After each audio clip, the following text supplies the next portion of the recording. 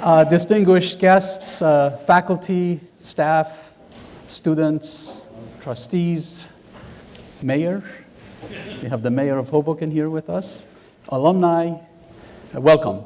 Welcome to the first lecture in the President's Distinguished Lecture Series. I'm delighted to see so many of you here, and I'm prepared to make one promise at the outset. You will not be disappointed. This is a man I have known for many, many years. And I have listened to many of his lectures, and I have benefited from having known him.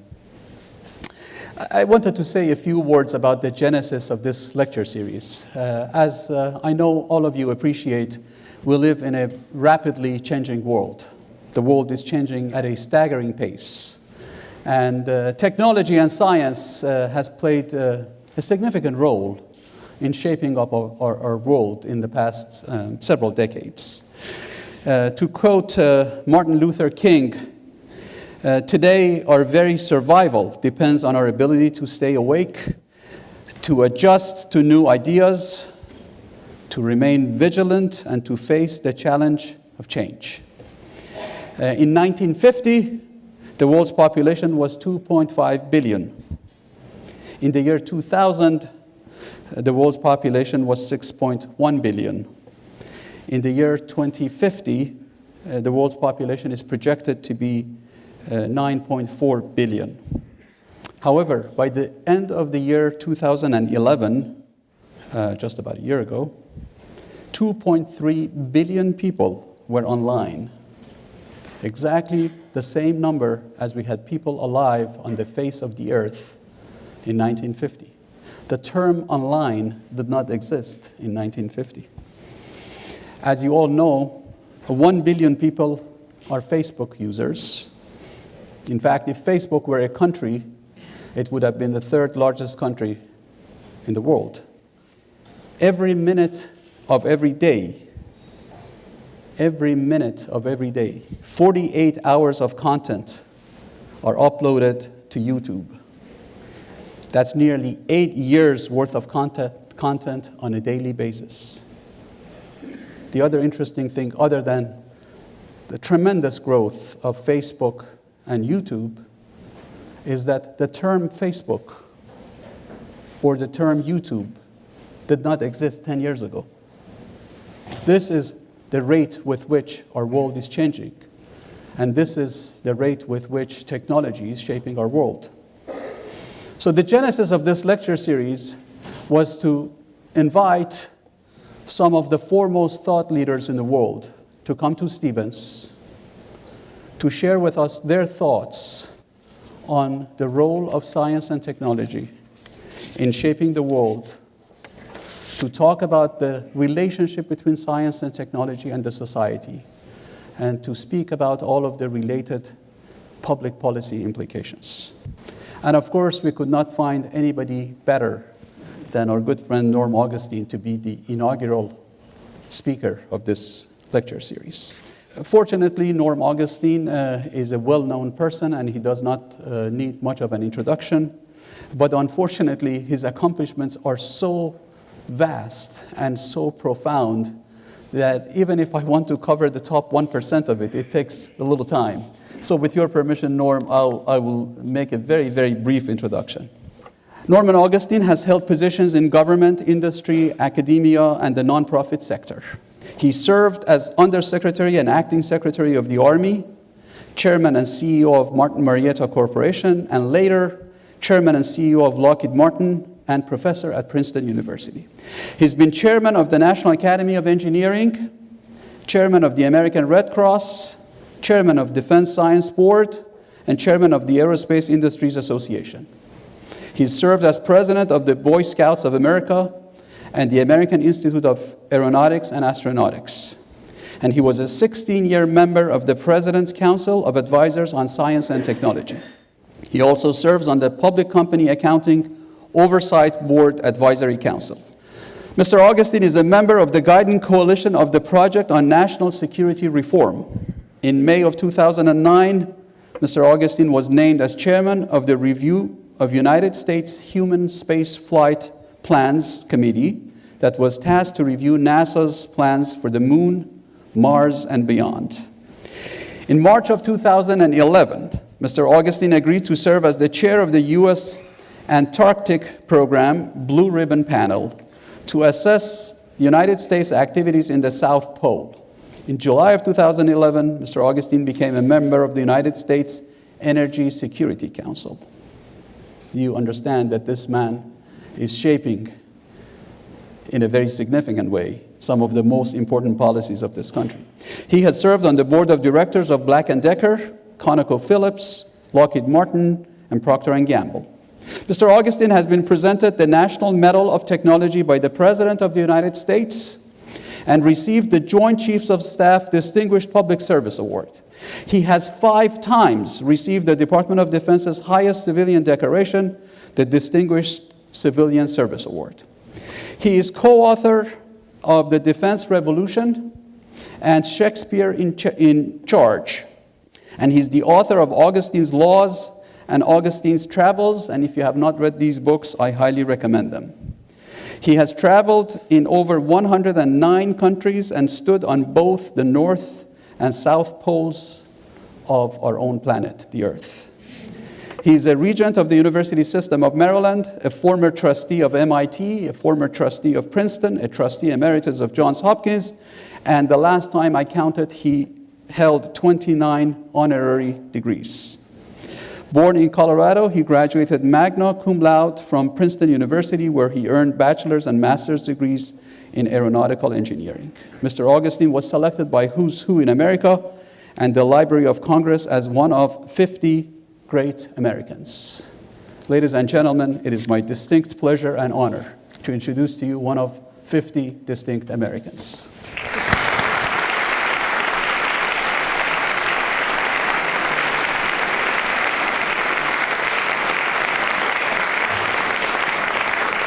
That was a heck of an introduction for an unemployed aerospace worker. Thank you, Nariman. And when I hear such a generous introduction, it always takes me back to my first day on the faculty at Princeton.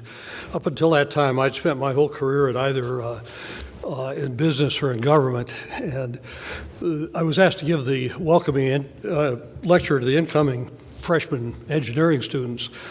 And on that occasion, the dean was making his remarks, and I wasn't paying much attention to what he was saying. I was flipping through my lecture notes, and then all of a sudden I heard him say, "And now we will hear from Professor Augustine." And this is absolutely true. For just an instant, the thought went through my mind, geez, what a coincidence. They've got some guy here by the same name as me. So, Nariman, that's a little bit the way I feel. I do appreciate the plug for my books. If any of you happen to have a copy of any of them, you're a member of a very select small group. I congratulate you. And Meg Whitman, who used to run eBay, once told me that one of the most sought-after collector's items on eBay are unsigned copies of my books. And to make matters worse, one of those honorary degrees came from my alma mater, and needless to say, I was very proud of that fact. And the next day, the New York Times carried a story about the event. And the headline to the story read, "Muhammad Ali and 3 others get Princeton degrees." So, I think I was the first of the others, as far as I know. But President Favardi had left out the most important thing of all, and that is I have an honorary degree from this institution. And so I'm a member of the Stevens family, and I'm very proud of that fact. And I'm awfully happy to be back here with you today and appreciate the hospitality that I've been shown since I've been here this morning. I think back to the occasion when I did receive my honorary degree from Stevens. The order of the proceedings that day were such that the honorary degree was awarded first, and then the regular degrees, called earned degrees in the academic community, were awarded later. And I went home and told my grandchildren that I had graduated first in my class. They were very impressed. When I started working in the aerospace industry, 2 of my most senior colleagues were graduates of this institution. And of course, your president and I have been close friends for many, many years. I treasure that friendship. We even made a fascinating trip to the Middle East together a few years ago. And I think we are very fortunate to have a person of Nariman's ability, integrity, and dedication at the helm of our university, and I'm thankful for that. I'll be concentrating my remarks today on science and engineering education, but I couldn't do so without pointing to the importance of accompanying important fields, such as history or economics, ethics, and so on, because I think an engineering degree is not complete without some knowledge of those very important fields and other fields in the liberal arts. During my time at Lockheed Martin, there were some 82,000 engineers who were working for me. They ranged from being very good engineers to being truly outstanding engineers. I was very proud of them. But I often noticed that the thing that discriminated those who moved into higher management was their ability to write. And I offer that to the students here as something to think about. And as I'm sure as everyone in this room is acutely aware, and as Dr. Favardian mentioned, as we've moved into this 21st century, we've moved into an altogether new world. And it's a world that's propelled very largely by science and technology. This is leading to major disruptions in everybody's life, some for the better. For example, in the year 1900, the average life expectancy in America was 47 years. Today it's 79 years, much of the difference due to science and technology, and some not for the better. An example of the latter, I would cite that it occurs to me the first time in history it's possible for small groups of people or even individuals acting alone to profoundly impact the lives of large groups of people. And if you think about that, that's an enormous change in its own right. As I said, though, much of the change is attributable to science and engineering. And nowhere is that more accurate than in the case of globalization. And to me, it seems that globalization was brought about by two advancements in science and technology. The first was the advent of jet aircraft, which made it possible to move things, including people, around the world at nearly the speed of sound. And secondly, the information revolution that's made it possible to move knowledge and ideas and data around the world at literally the speed of light. And the result of all this, I think, has been best described in the words used by a writer by the name of Francis Cairncross, writing in The Economist. And the words that were used were that distance is dead. And yes, indeed, today, distance is dead, very dead. And in fact, if you go all the way back to 1927, the Nobel laureate Arthur Compton wrote the following. He said that communication by printed and spoken word and television will be much more common, so that the whole earth will be one great neighborhood. And Dr. Compton was in this area, I think, as in many others, very prescient. In order to fully appreciate the change that's come about, let me ask that we all turn our watches back a little bit. Let's turn them back, say, 200 million years. And if you think about it, at that time, many of what today are the continents of the earth were joined together into one grand body that today is referred to as Gondwanaland. And indeed, parts of all of South America, Africa, Australia, the Indian Peninsula, the Arabian Peninsula were joined together. And as they broke apart, began to drift further and further away from each other, the impact they had on each other was diminishing correspondingly. But then, according to my economist friends, what I've just said came from my geologist friends. My economist friends, though, tell me that in the last 2 decades, all these pieces have suddenly come smashing back together again, such that they're joined into one grand Gondwanaland .2 or something. Tom Friedman, writing in his, I think, very remarkable book about the world is flat, said that globalization has accidentally made Beijing, Bangalore, and Bethesda next-door neighbors. Now, this truly is a remarkable happenstance. Over 200 million years of drifting apart suddenly reversed in a couple of decades to produce the world that we find ourselves in today. And let me just take an example of one product. It's not, I don't think, overly complex. Let me take the example of a toothbrush. The CEO of Bausch & Lomb, that manufactures the particular one I'm going to cite, has pointed out that its electromechanical design was performed in Germany and Japan.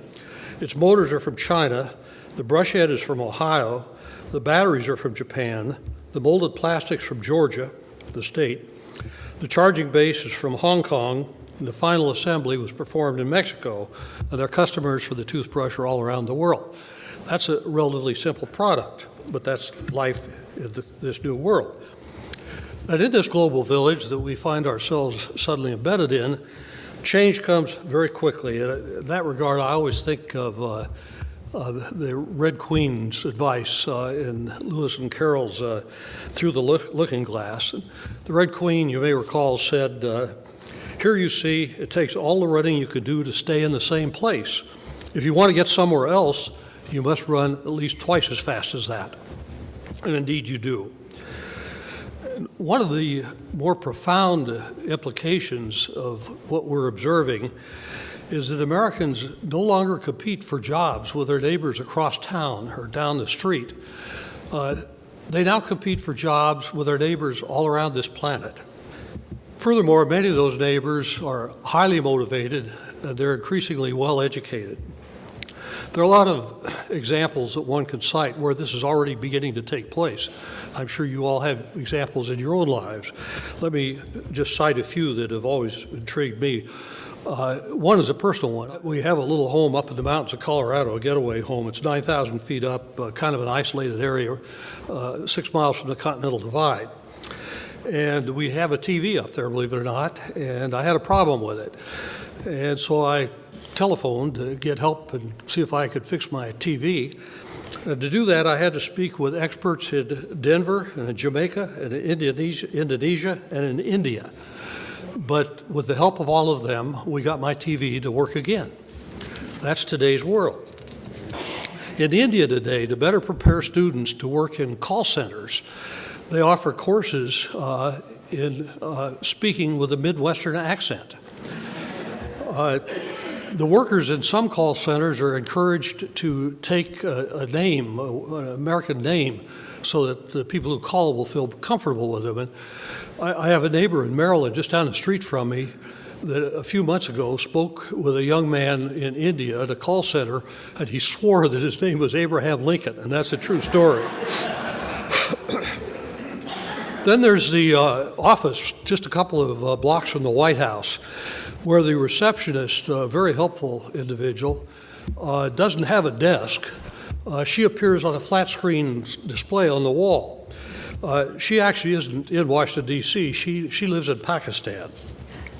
Then there's the CT scans of patients at many hospitals in this country. There's a reasonable probability that your CT scan will be read by a physician in either Australia or in India. Then there are pilots that operate at consoles in Nevada that attack targets in Afghanistan during the day and go home at night for dinner. And to me, the ultimate case is a patient in Strasbourg, France, who had his gallbladder removed by a physician who was located just across the river from here using a remotely controlled robot. And as an engineer, I would say that I hope they had a backup surgeon somewhere around in France. But ironically, in this new world order, it's likely to be the most established nations that in many respects are the most disrupted. And that's, I think, could be true in terms of economic terms, particularly. And, you might ask why. Well, for starters, think about this, that I visited a plant in Vietnam not long ago where you could hire 24 assembly workers for the cost of one in the United States. Today, you could hire 8 engineers in India for roughly the cost of one here. You could hire 5 chemists in China for the cost of one here. And I will grant that productivity rates differ somewhat. Also, that as the less developed countries become more developed and prosper, their costs too will rise. But this is going to take decades, particularly with the huge body of labor, the huge labor pool that they have yet to develop. All of which is to say that we're not likely to reach equilibrium where wages are competitive in this country with those of the rest of the world for a long time, and at least we should hope that's the case. One of the consequences of this and other factors is that since the year 2000, a third of all the U.S. manufacturing jobs have disappeared. That's 3.5 million jobs. 42,000 factories disappeared in this country during that time. But I need to emphasize that it's not strictly factory workers who are being impacted. It's doctors, it's lawyers, it's accountants, it's engineers. It's a full spectrum problem that we face at this point. Even basketball players and baseball players, if you think about it, the flow of those around the planet. One of the concerns is that as factories move abroad, things that are closely related to factories, such as engineering prototypes, move abroad, prototype shops move abroad, and laboratories where research is done move abroad, warehouses move abroad, and furthermore, that's where most of the customers are going to be. So our challenge is not an easy one. And the underlying of this notion of how can America compete, in my mind, is how can we compete for jobs? That's what it's all about.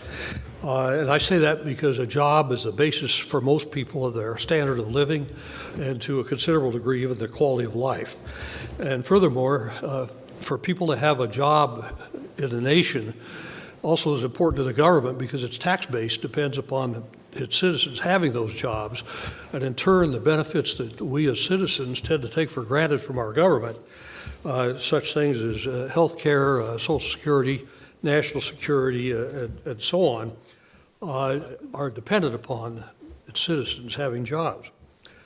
My concern, and the concern of many with whom I've associated, is that we may be entering a period of sustained structural unemployment in this country, particularly when measured in terms of real unemployment and not the kind of figure that's traditionally quoted in government circles that doesn't include people who are underemployed, people on part-time jobs that want full-time jobs, or people who have given up looking for jobs.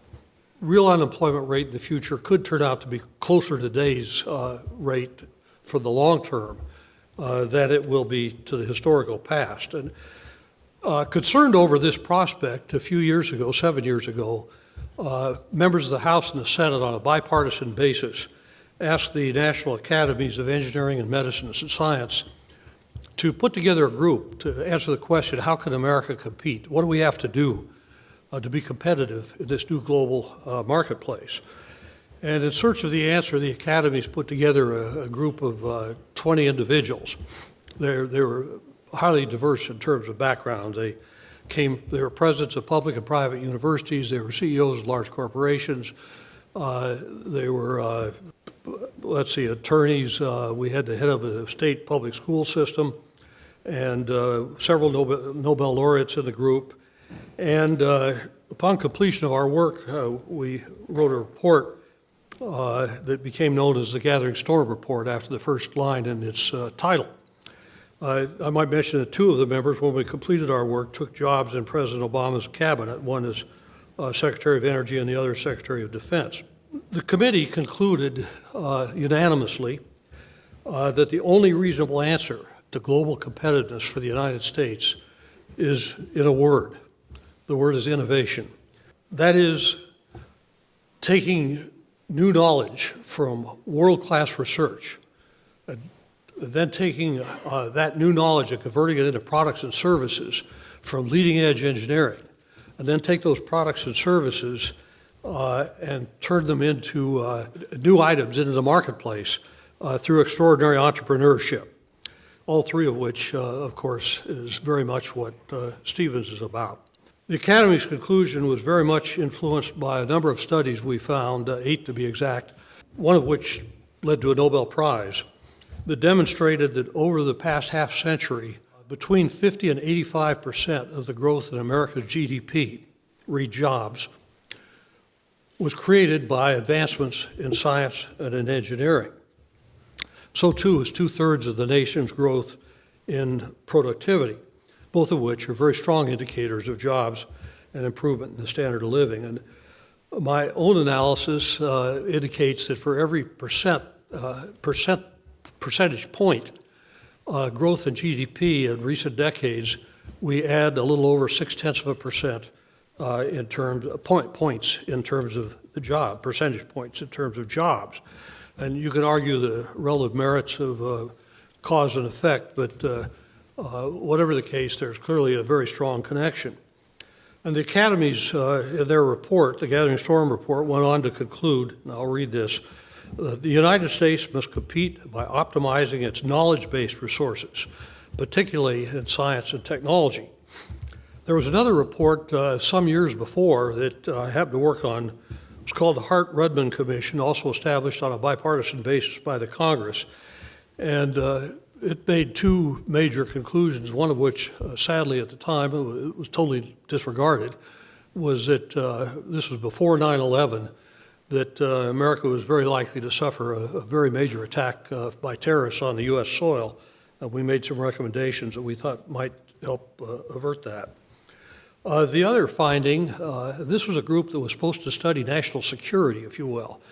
The other finding was, and I quote, second only to a weapon of mass destruction detonating on an American city, we can think of nothing more dangerous than a failure to manage properly science, technology, and education for the common good. While the Gathering Storm report did emphasize the importance of science, engineering, it did not focus per se on jobs for scientists and engineers. And the reason for that is that scientists and engineers are less than 5% of the nation's workforce. And if you double that, it's helpful but not revolutionary. The important point is that the data shows that scientists and engineers vastly disproportionately create jobs for the other 95% of our citizenry. And take, for example, the invention of the iPad or the BlackBerry or the iPhone or what have you, all of which were rooted in very much earlier work that was done in solid-state physics and quantum mechanics that created jobs not only for scientists and engineers, but also for factory workers and salespersons and advertisers, even musicians. And a recent study that was reported in the Journal of International Commerce and Economics pointed out that about 4 years ago, there were 700 engineers then working on Apple's iPod at that time. They were accompanied by 14,000 other workers in the United States and nearly 25,000 workers in countries other than the U.S. A friend of mine, Floyd Gafami, who's a very successful entrepreneur, he's been quoted as saying that venture capital is the search for good engineers. And in fact, Steve Jobs told the President of the United States that the reason Apple employs 700,000 workers abroad is that they can't find 30,000 engineers in the United States. Other nations, of course, haven't overlooked this proposition. And for example, China, where in recent years as many as 7 of its 8 top leaders have been engineers, has clearly recognized the importance of these fields. Let me read to you what Wen Jiabao, the Premier of the State Council of the People's Republic of China, had to say on the subject at the time. And I quote, "The history of modernization is in essence a history of scientific and technological progress. Scientific discovery and technological inventions have brought about new civilizations, modern industries, and the rise and fall of nations. I firmly believe that science is the ultimate revolution." That is what he had to say. Probably the greatest economic advantage that the United States enjoys today, other than our democracy and our free enterprise system, is the strength of our great research universities and other educational institutions.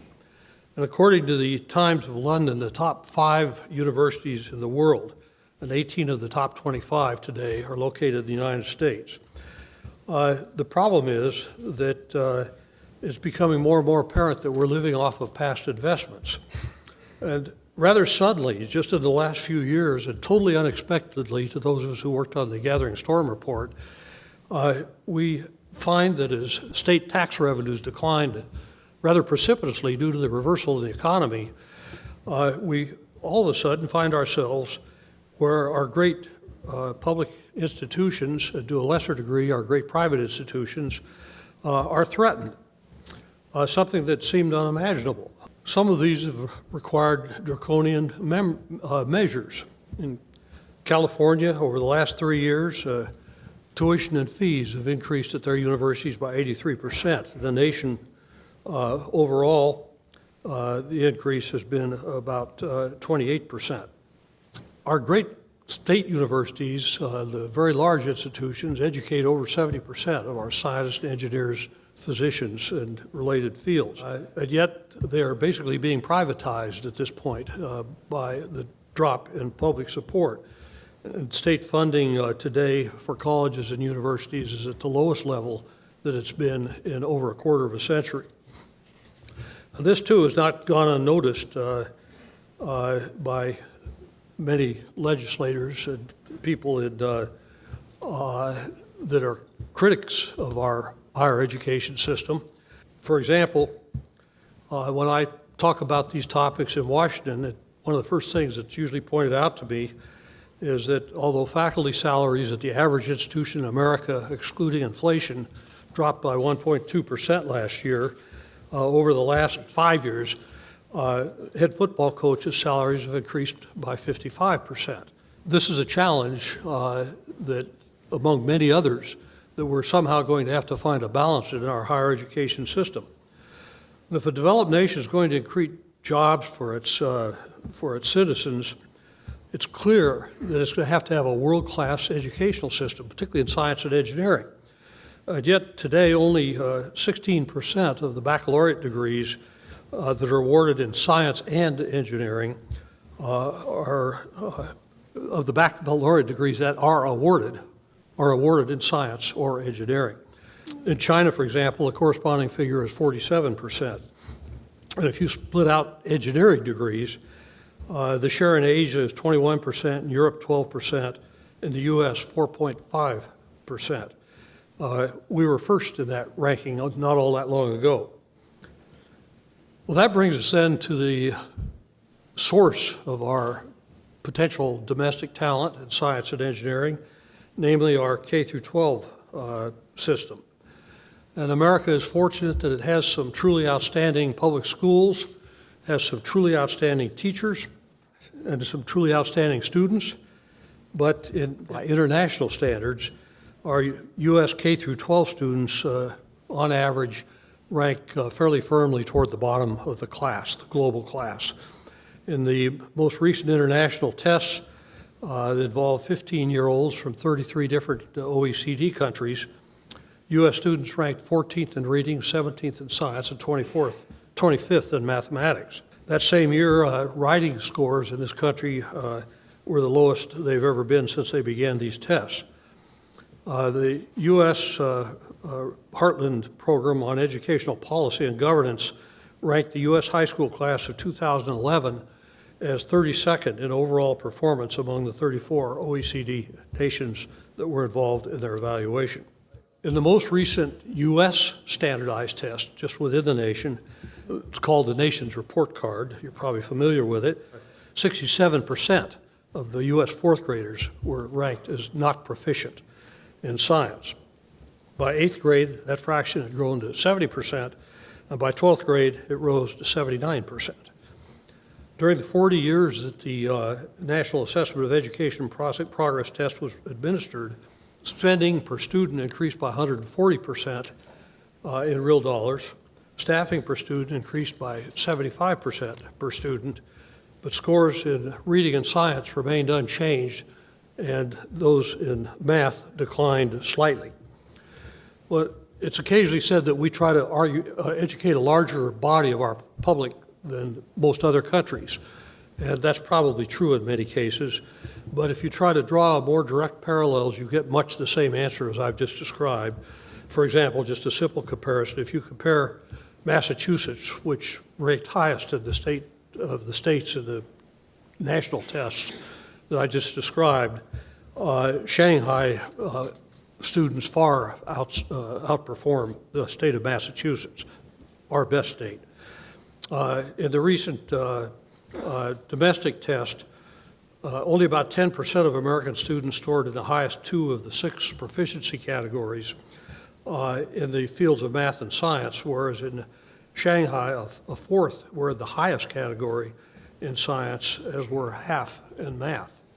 And you may recall a few years ago how America reacted when we discovered that our Olympic basketball team was no longer first in the world.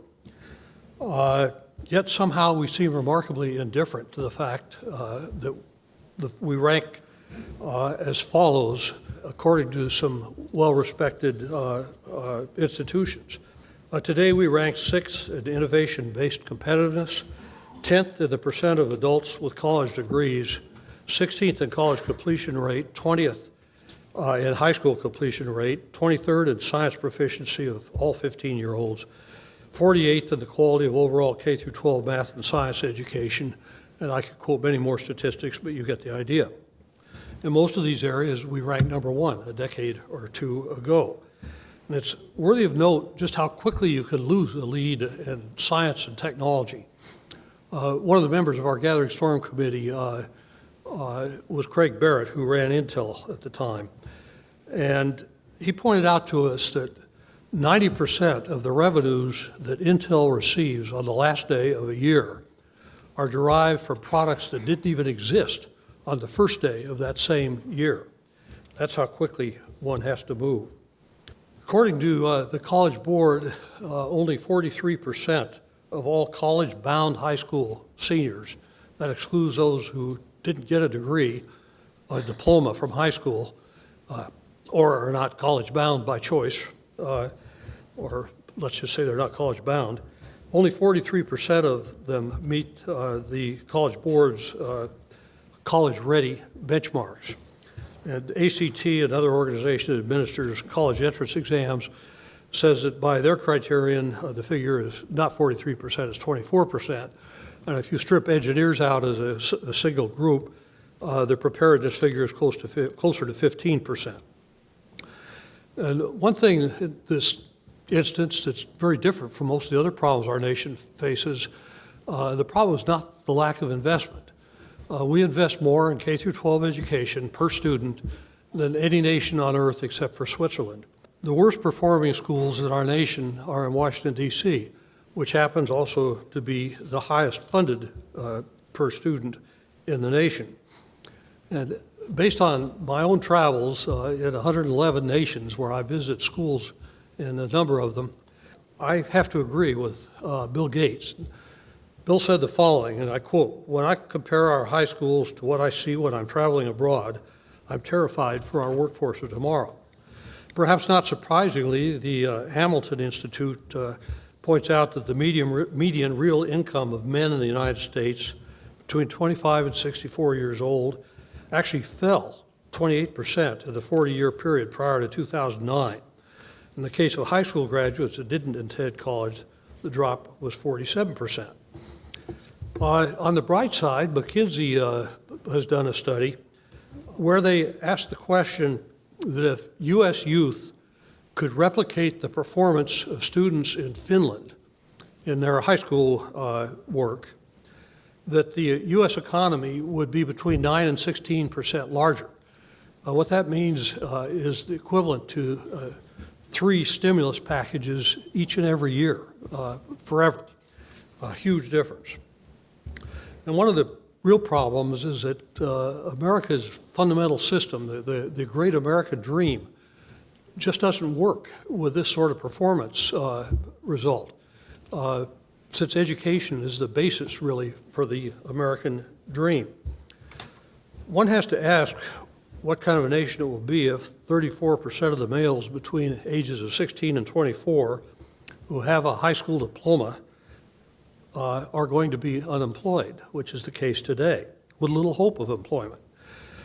Or when the over 1/4 of students who drop out of high school have a 63 times greater chance of being incarcerated than a person who graduates from a four-year college. The requirement for higher education in the workforce continues to gain momentum while this is going on. A Georgetown study has pointed out the demand for post-secondary education is going to increase from 59 to 63% of all jobs within the next 4 years. It points out that jobs for workers with a high school diploma or less still exist, but are quickly declining, their words.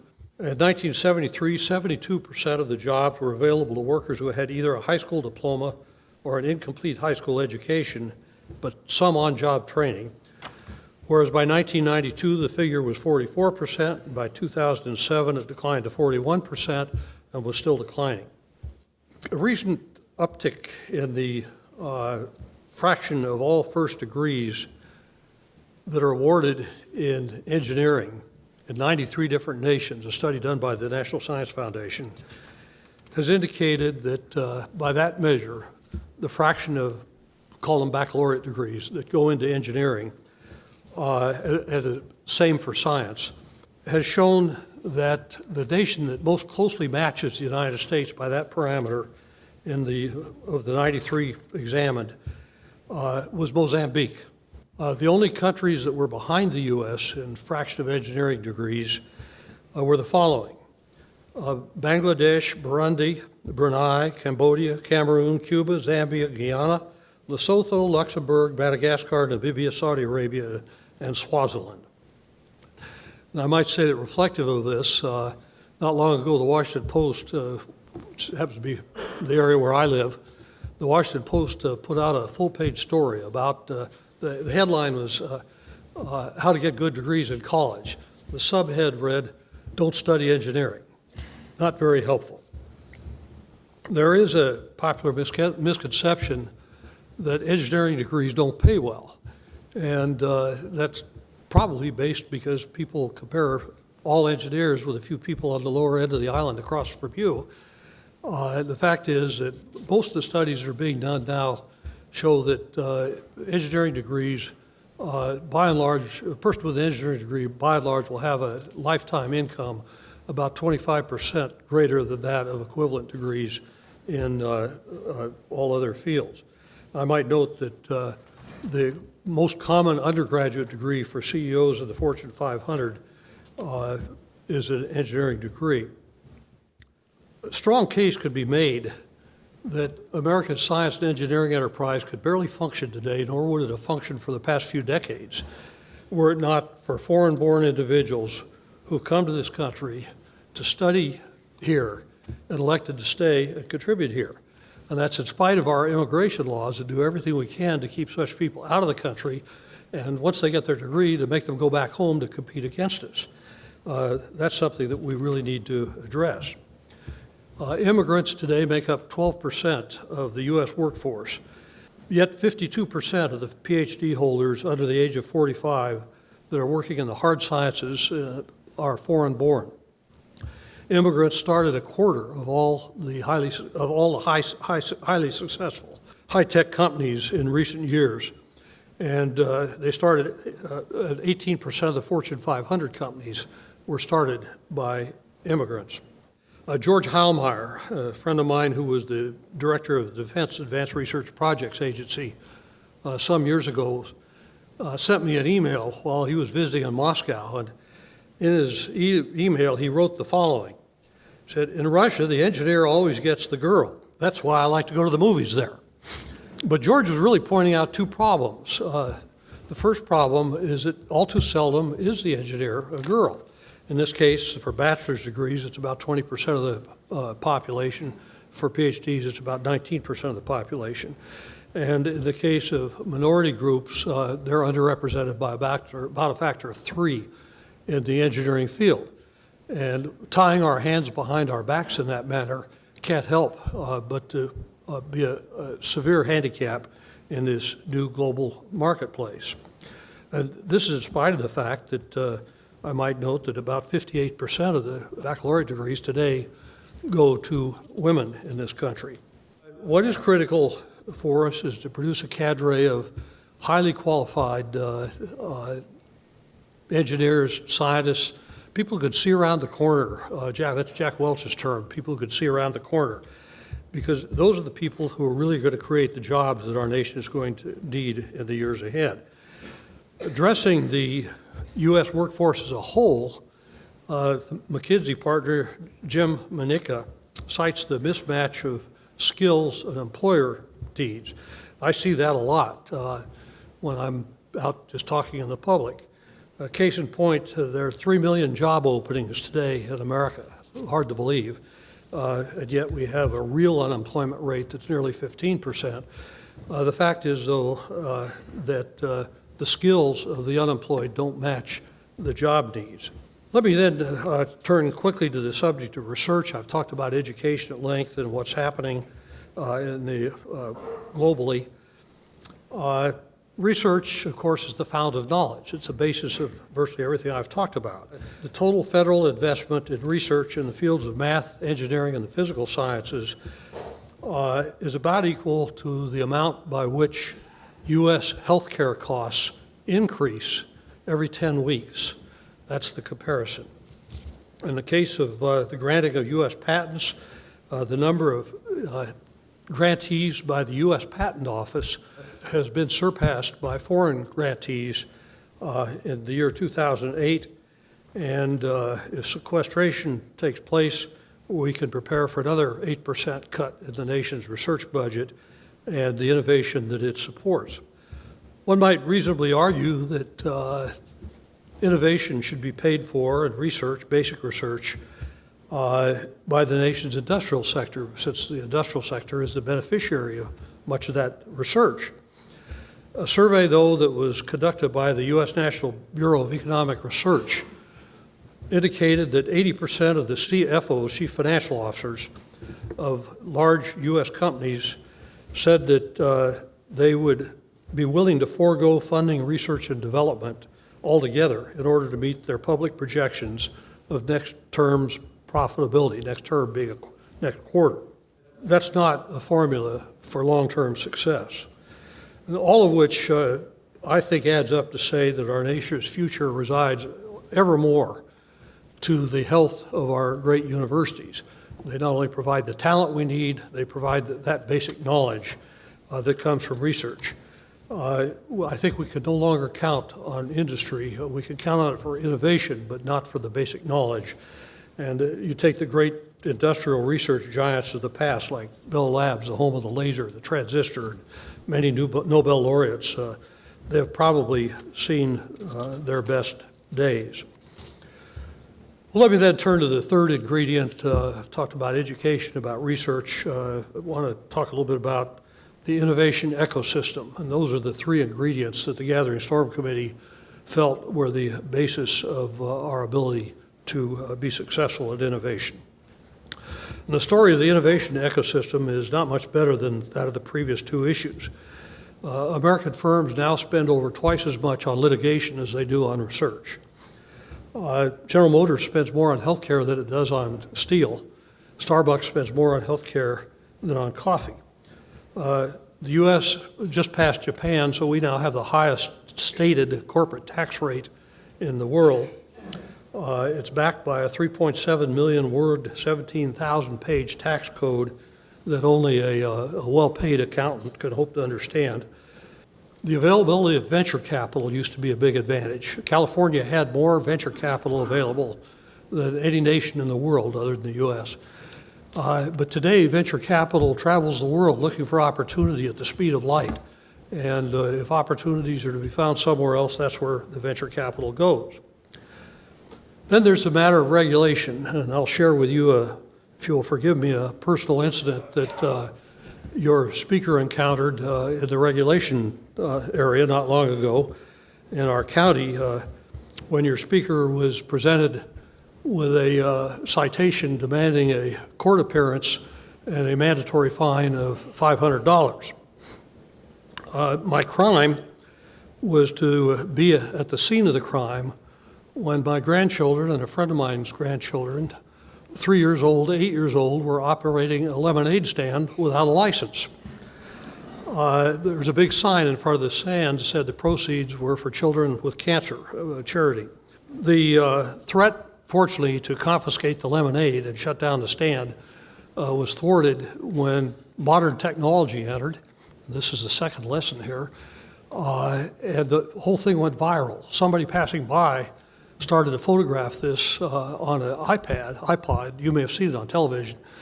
And pretty soon the television networks had their trucks there and were recording everything that took place. And it went viral all over the world. And I'm happy to report that somehow the mandatory fine and court appearance disappeared.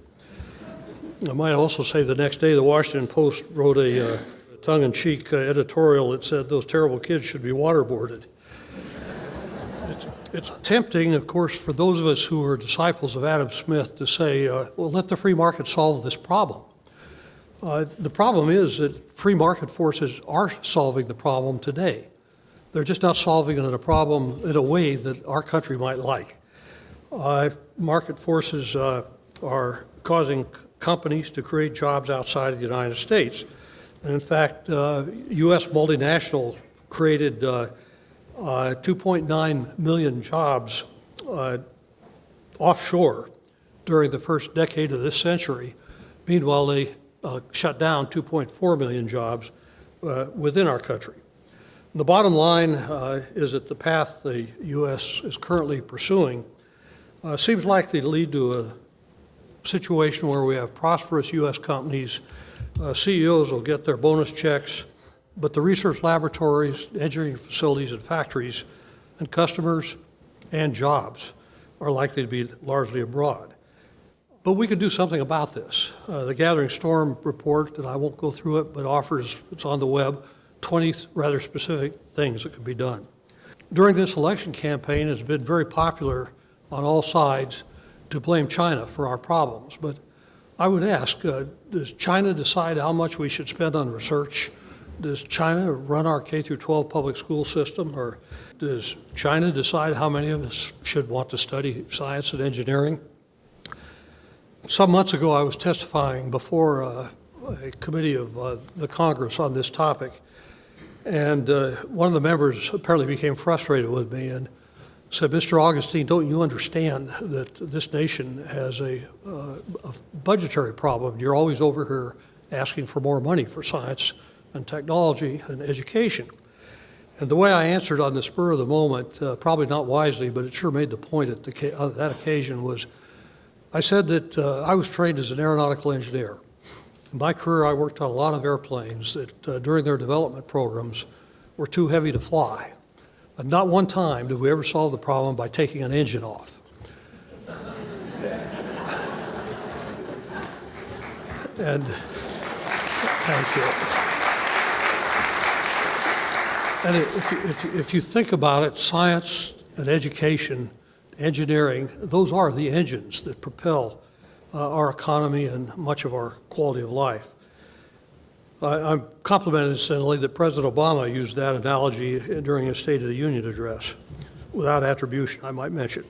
That was a nonpartisan comment.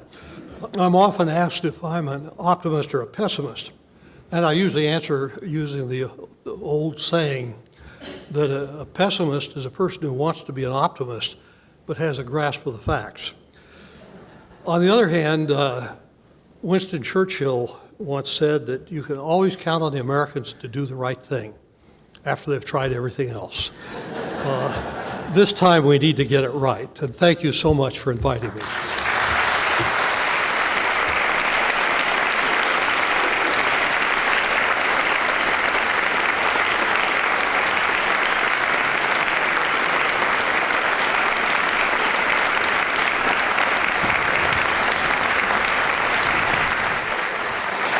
Thank you very much. Thank you.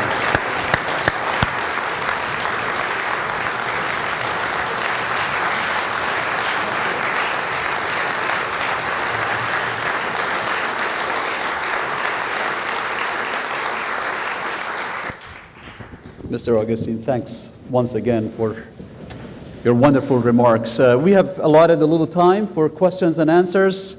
And without any formality, I'd like to open the floor. If there are any questions, please make sure you use the microphone so we all hear what the question is. Yes. You made a terrific case for problems in education and that we need it, ranging from secondary or from K through 12 and also university education. Are you willing to take a position and state what you think the contributing factors are to the reason students are not doing better? You stated that it's not money, we've spent enough money, but we have people who just aren't learning. You made allusions to sports versus education. I don't want to get into that argument, but there seems to be something more fundamental, and I wonder, from your vantage point, are you willing to say what those various factors might be? I will have the audacity to try to answer a very good question. You obviously, many of you are, thanks, Darman, many of you are educators, and I'm not, but I have spent an awful lot of time on this topic, and I've discovered that most everything I believed when I started out is wrong. For example, I believed that small class sizes was very important. I've visited schools in a lot of parts of the world where there'd be 60, 70 kids in a class, and they do just great. I believe that having a very experienced teacher would be really important. It turns out that it's more important to have a teacher with a core degree in the subject they're teaching and who is really enthusiastic and excited about teaching than it is to have a lot of experience. In fact, the correlation with success in the classroom is almost inverse. I believe that a lot of money per student has to be helpful. It turns out there's not much of a correlation. I've been in classrooms that were absolute dumps in some parts of the world where the students were terrific. So what have I concluded? I've concluded that there are a few factors that really are important. One is parental interest, and it's in the child's education, K through 12. That's very hard for our government to legislate. Another is to have teachers who do have a degree in the field they're teaching. If you're a middle school student in America, today there's a 67% chance that your math teacher does not have a degree or certificate in math, and that your physical science teacher, there's a 93% chance they don't have a degree in that. They're often a phys ed teacher who unfairly has been told to go teach math or science. Another is that it takes hard work to learn.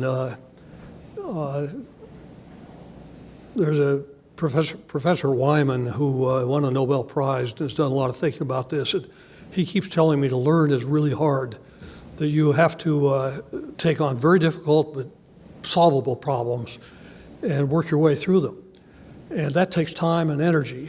Recently there was a study that came out, obviously they didn't include Stevens in the base, but that the average college student today studies 14 hours a week. You just don't learn that much that way. And so I think those are a few of the kinds of things that are really driving us to where we are today. Some of them could be fixed given some time, some of which are almost cultural and will be very hard to deal with. And athletics, you touched on very peripherally. I'm a great believer in sports. I learned more from sports, the Boy Scouts, than I learned about leadership than from anything else I've ever done. I have a son-in-law who played professional basketball and got some great degrees from universities. So I'm not anti, but it bothers me a lot when we have 64 head football coaches in this country making over $1 million a year, 32 of them over $2 million, one of them over $5 million. Meanwhile, we're cutting the salaries of our faculty. It just doesn't make sense. So if you want to go on the web to the National Academies and look up the Gathering Storm Report, there's a whole list of specifics that might help this. I might say the top two things on our list of 20, I'll just cite. Number one was to award 10,000 competitive scholarships a year to American citizens who will study science and engineering at any institution they can get into and agree to teach in a public school for 5 years when they get out. Number two was over a period of 7 years to double the real spending on basic research at our universities in this country. And then we went on from there. And a few of these we've made a little headway on. Most of them we've got a long way to go. Thank you. Hi. You're probably aware that just yesterday a report came out from the National Research Council, and I have to admit, since it just came out yesterday, I haven't read it all, but I'm aware of what the topic is. And the topic is about the extent to which scientific thinking influences public policy decisions and how the public perceives those decisions. And I'm wondering, the context for the report is, the answer would be not enough. And so I'm wondering, what's your view on how we can increase the extent to which, in particular, evidence-based decision-making affects public policy? Great question. I frankly have not had a chance to read that report. I was aware of it. I didn't know it was coming out yesterday, but my observation, not from that report, but in general, has been that there's very little public understanding, very little understanding among our leaders of science, engineering, its impact. And that's not particularly surprising, I think. One friend who was a couple years ago called me and said, it was right after election, how great it was. He said that we had doubled the number of physicists in the House of Representatives, of which has 435 members. And I said, that's fantastic. How many do we have now? And he said, 2. On Capitol Hill, I mean, these are smart people, and by and large committed people, but there really is just not much understanding. And one of the things we've tried to do, those of us who are trying to carry this message, is to build a tie between research and education and jobs. They understand jobs now, they've got that. And if you could tie it to research and education, which really is pretty easy to do, you just have to keep saying it. And you can then, I think, make a real difference. But so part of what we need to do is educational in that sense. I think the other part is that the science community typically has been very reluctant to leave the laboratory and get caught up in politics. It's viewed as kind of a dirty business and something you don't want to get involved with. But if the science community remains in hiding, we're not going to solve this problem. And we need more people from this science and engineering world that serve on school boards, that run for Congress, that go to Capitol Hill and talk to their legislators if we're going to make any headway at all. Thank you. Are there other questions? Yes. I would like to know, you said that the aerospace program is very important to our country and that we should be first in everything practically, and I certainly agree with you.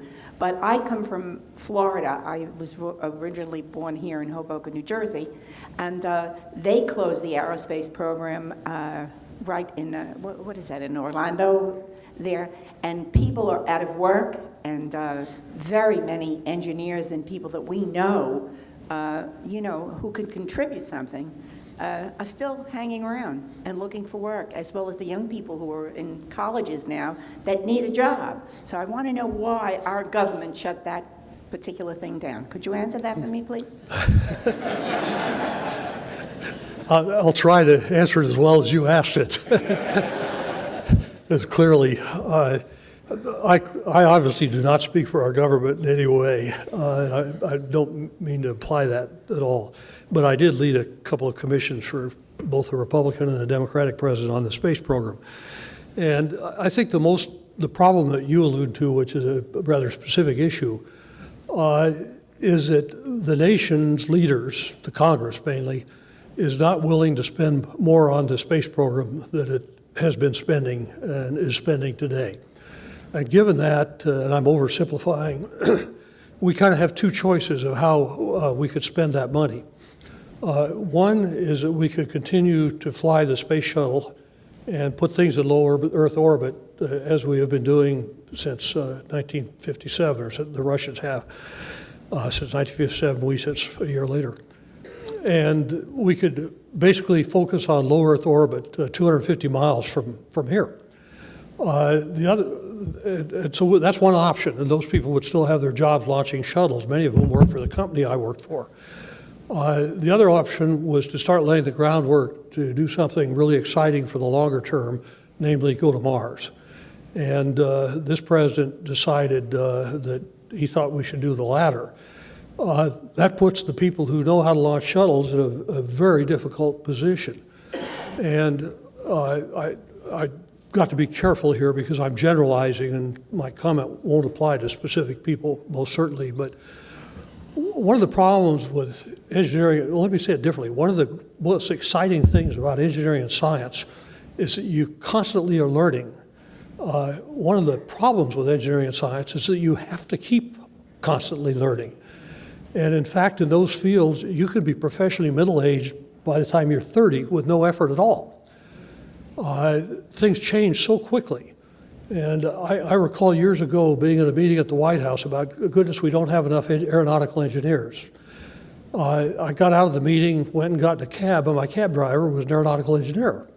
This was a long time ago. And I said, how could this be possible? And he talked to me, and turned out his specialty was propeller design. And he had never moved out of the field. And there just wasn't much demand for propeller designers. And so the lesson I take away, if you want to study engineering, once you get that degree, don't think you're done. You're just getting started. Thank you.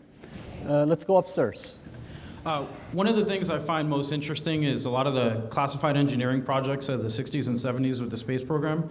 Can you recall during your career as an aeronautical engineer or otherwise, a classified project that you worked on? It just seems that during that time, they were able to accomplish amazing feats in a short amount of time. Can you recall a project that you worked on during that time that was classified that is now unclassified? And what was this, the state of the educational system in America at that time? I'm glad you added that last caveat that I could now talk about. I don't want to go to jail here. Let me use an example.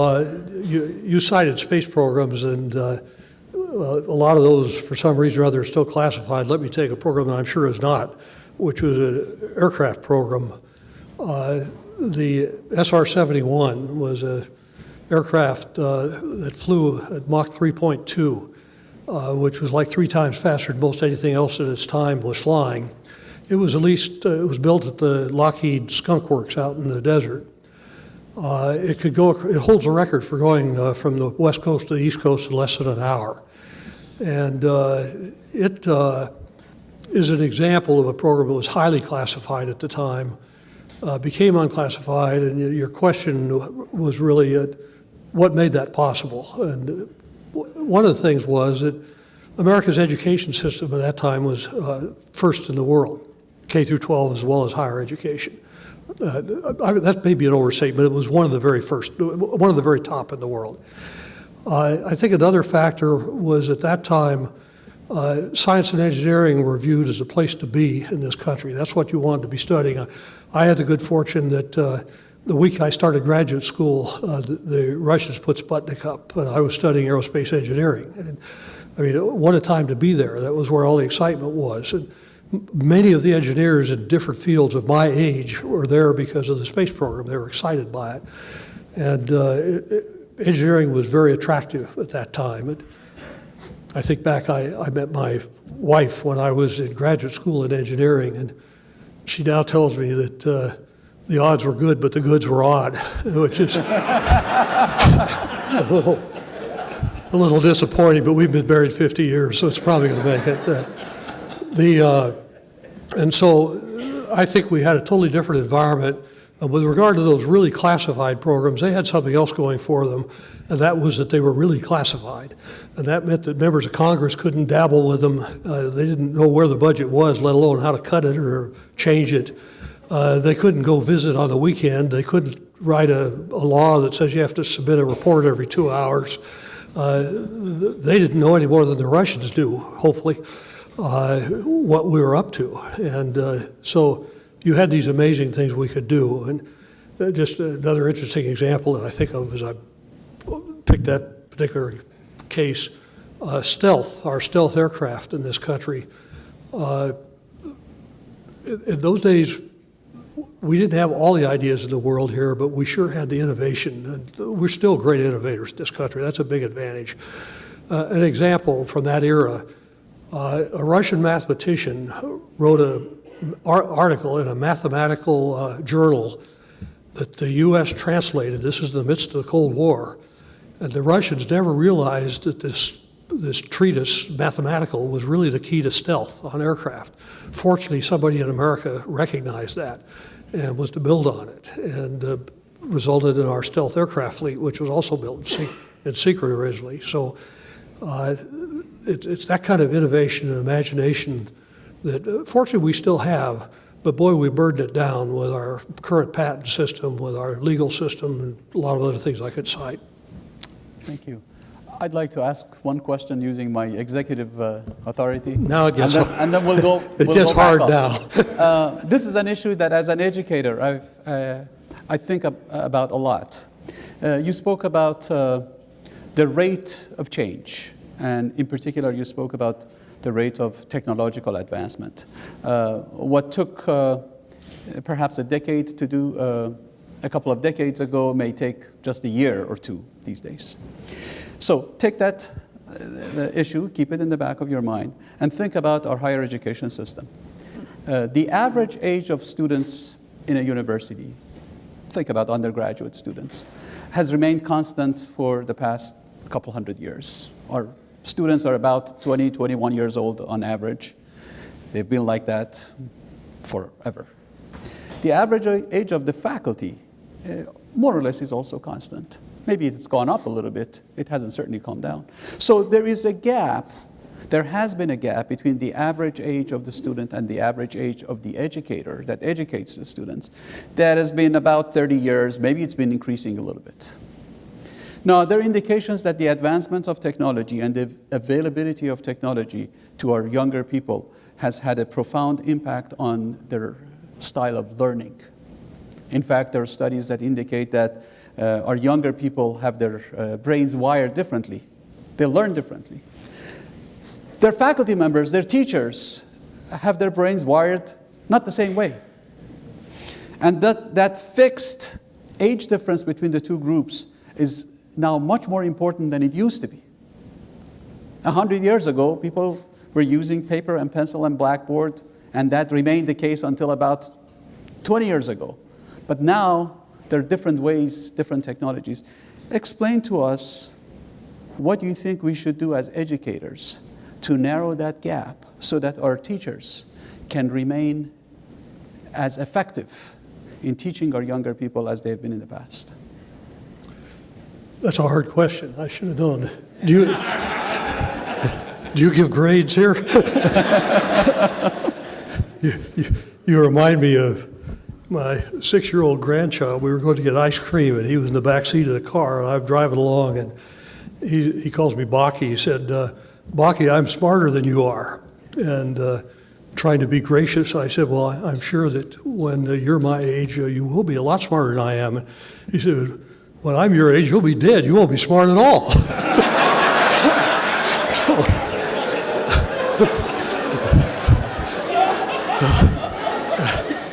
That really brings the age gap together. And Nariman, you also could have mentioned, of course, as you know so well, in research, the average age of first awards to research leaders is going up, going the wrong way. And you know, it is interesting, again, my view of education is mostly from the outside, but education, until recently, has somehow managed to resist change more than almost any other field you could think of. And if you think back a couple hundred years, I'll say 100 years to be a little more precise, education sort of consisted of a student, a teacher, a library, a blackboard, and a piece of chalk. Today, the students carry the library in their pocket. So you could sort of, I happen to still love books, but a lot of people don't. If you don't need the blackboard and chalk because you got that on a display. There was two professors at Stanford recently put 3 courses online, interactive, and had over 300,000 students sign up for them within a few days from 190 different countries. And I think that's probably where you are headed. I think that's what's going to really revolutionize education in this country, and I think it's going to do it fast. And I think every university is going to have to make a huge bet And it's important, it's like a you bet your company bet in industry. Is how do you maintain the collegialism and the cohesion and all you get by being in a smaller institution like this one? And at the same time, the students can have world-class professors who may be 10 years older than them, 5 years older, from all around the world. And students are going to have choice. And I think that universities that don't adapt will be left behind very quickly. And so, matter of fact, at this point in time, industry has kind of been through a period of of huge change. I think it's now academia's turn, is my bet. And those who are not willing to change, what was it Darwin said about it's not the strongest, I can't remember. Go look it up. It's on the web. Thank you. Can we take one more question? Let's False take alarm. the last question from upstairs. Hi. Sorry, let me get closer here. I hear a lot about charter schools in the news and how it's a new way going forward for education. And I was wondering if there was any kind of data or statistics that you knew about that were saying that they're better at science and technology than maybe a public school might be. And just wondering if that's like a method that you might endorse going forward, or just some general thoughts on charter schools and versus public, traditional public school. Yeah, I'd be happy to comment on that. There is not unanimity about charter schools among those who've done research on them. Some have been disappointments. The overwhelming majority, though, have been between moderately successful to amazingly successful. And to a degree, you wind up comparing apples and oranges. Most charter schools have longer days, longer school days than the corresponding public schools. They usually have better qualified teachers than the comparable public schools. And there are a number of attributes that they are the beneficiaries of. They also often require wearing uniforms to class. They tend to be more disciplined by and large. The science and engineering, where the quality of the teacher is so important and where you have such a hierarchical learning experience, the charter school experience has been shown in general to be a very positive movement. And the best, just as one data point that I would cite, many of you perhaps are familiar with it, in Harlem there's a charter school that's in the same building with a public school out of which it grew. There's just a door between the two schools. They draw at random from the same neighborhoods, and I can't remember the exact statistics, but the charter school students are just way ahead of those that are the public school in the same building. And so I'm a believer in charter schools, but they too have a way to go before they can claim perfection. Thank you very much. Thank you. I'm afraid we've run out of time. Thank you so much. On behalf of my colleagues at Stevens, I'd like to leave with you a little token of appreciation. It's a plaque that reads, presented to Norman Augustine in appreciation of your contribution to the inaugural President's Distinguished Lecture Series at Stevens Institute of Technology, October 24th, 2012. Norm, thanks a million. Thank you. Thank you, David. Thank you all very much. Thank you.